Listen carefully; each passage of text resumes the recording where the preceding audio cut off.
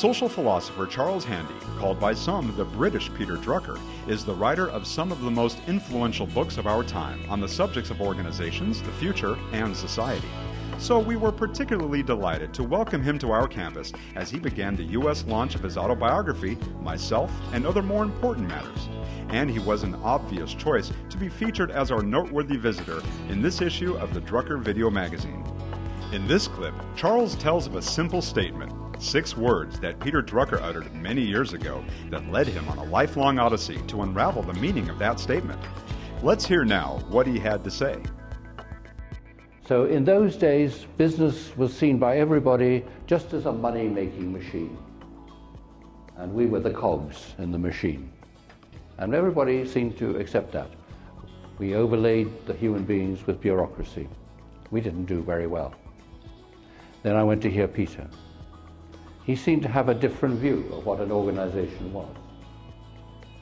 It was a sense from him saying it was a community with a common purpose. And actually, for the last third of my life, I've been unraveling that simple statement. Little did I think when I was listening to him that 44 years later I would actually be treading the same paths that he once trod, sitting in the same rooms that he once sat in, being here, being able in this place to launch my latest book, which basically is a set of stories of what I learned from life. Because I think, much as I used to love the classrooms of academia and like strutting on the stage as I'm doing now, that's not how my students learn really life.